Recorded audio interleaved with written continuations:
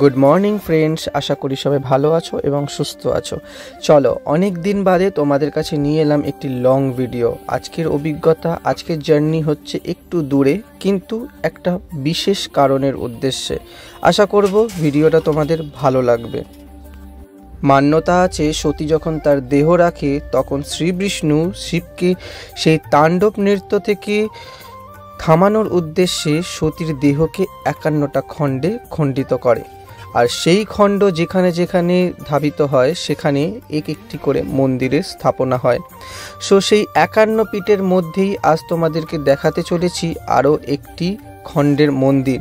এই মন্দিরটি হচ্ছে তমলুক শহরের বর্গভীমা মায়ের মন্দির। মন্দিরটা সত্যি সমস্ত দিক দিয়ে আড়ালে থাকলেও খুব জাগ্রত, খুব মান্যতায় পরিপূর্ণ। মন্দিরে ঢোকার আগেই পাশে একটি ছোট্ট মন্দির পাবে, যেখানে বড় বজরংবলীর 5 মাথা মুখ দেখতে পাবে। দেখেই মনটা ভক্তিতে ভরে যাবে। পাশেই থাকবে তোমার মহাদেবের মন্দির। দর্শন করেই চলে যাবে তুমি মায়ের মন্দিরের মেন মণ্ডপের উদ্দেশ্যে। সিঁড়িগুলো সত্যি খুব সুন্দরভাবে বাঁধানো, মানে দেখেই বোঝা যায় যে প্রচুর ভিড় হয় ওকেশনের দিনগুলোতে।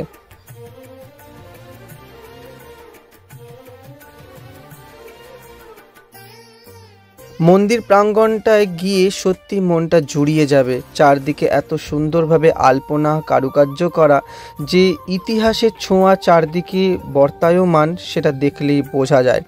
আর আমরা যে সময় পৌঁছেছিলাম তখন চলছিল মায়ের পুষ্পাঞ্জলি দেওয়ার লাইন। বলে না, ভাগ্যে থাকলে সব হয়। গিয়েছিলাম আমরা নবরাত্রির সময়। আর এই সময় মা দুর্গার সত্যি আরাধনা হয়ে থাকে বিভিন্ন মন্দিরগুলোতে। আর তার মধ্যে সকাল থেকে খাবো করে সত্যি খাওয়া হয়ে ওঠেনি, কারণ হয় খাবারের দোকানের দাম বেশি, নালে ট্রেনে লেট হয়ে যাবে, তার উদ্দেশ্যে সত্যি খাওয়া হয়নি। উপসী ছিলাম, সেই উদ্দেশ্যেই চলে গিয়েছিলাম সেই খালি পেটে মায়ের মন্দিরে।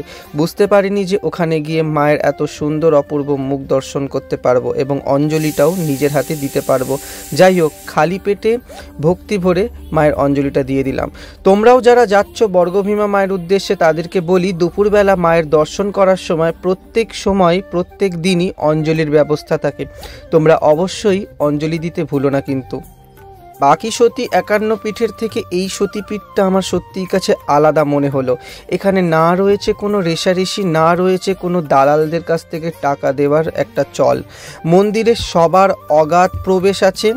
মায়ের ভেতরের মন্দিরে তোমরা গিয়ে দর্শন করতে পারো। সুন্দরভাবে চারদিকের আবহাওয়া।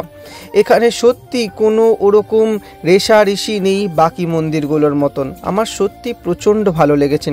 মন্দিরের বাইরে এই যে বটবৃক্ষ দেখছো, এই বটবৃক্ষে সবার যত মানত আছে সবাই এইখানে গিয়ে সুতো বেঁধে আসে। তোমরাও গিয়ে অবশ্যই এই কাজগুলো করো। ভিড়ও যে খুব একটা বেশি ঘন্টার পর ঘন্টা লাইন দিতে হয় তা নয়। মায়ের মন্দিরে ঢোকার জন্য অগাধ প্রবেশ সবার জন্য, নির্বিশেষে সবাই মায়ের দর্শন করতে পারবে সুষ্ঠুভাবে, নির্বিঘ্নে।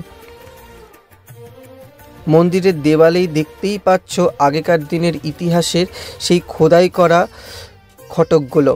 শুধু তাই নয়, এখানে দেবী দুর্গার বিভিন্ন রূপ এবং তার বর্ণনাগুলোও সুন্দরভাবে ফুটিয়ে তোলা আছে।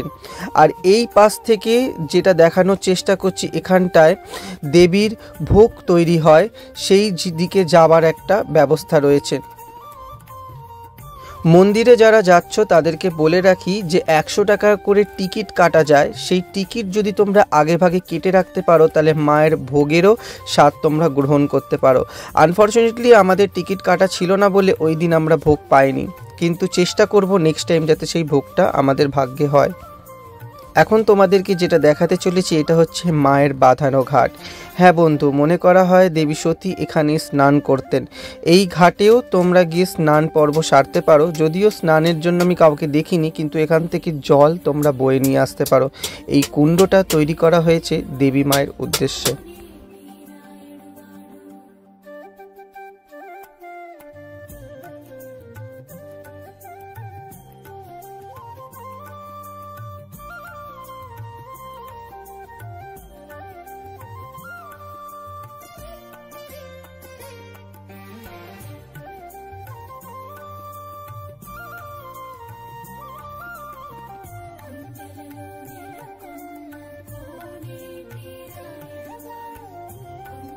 মন্দিরটা সত্যি খুব সুন্দর কারুকার্যে সুসজ্জিত, চারদিকের আলপনাগুলো সত্যি তোমার মন কাড়বে। সো আমি গিয়েছিলাম আমার ফ্রেন্ডের সাথে এই মায়ের দর্শন করতে। কীরকম লাগলো অবশ্যই কমেন্ট পোর্শনে তোমরা জানাতে ভুলো না কিন্তু। আর সবথেকে মেন সবার কাছে এইটাই প্রার্থনা করব যে সবাই যাও, একবার হলেও বর্গভীমা মায়ের মন্দির ঘুরে আসো। হাওড়া থেকে সরাসরি তোমরা ট্রেন পেয়ে যাবে তমলুক উদ্দেশ্যে, সেখানে নেমে তোমরা আবার ওখান থেকে বাস করে ডাইরেক্ট মন্দির প্রাঙ্গণে চলে যেতে পারবে। সেখান থেকে 10 মিনিট হাঁটাপথেই মায়ের মন্দিরে পৌঁছে যাবে। আর এখন যেটা দেখছো এইটা হচ্ছে বলিকাট। কীরকম লাগলো ভিডিওটা কমেন্ট পোর্শনে জানাতে ভুলো না কিন্তু। টাটা।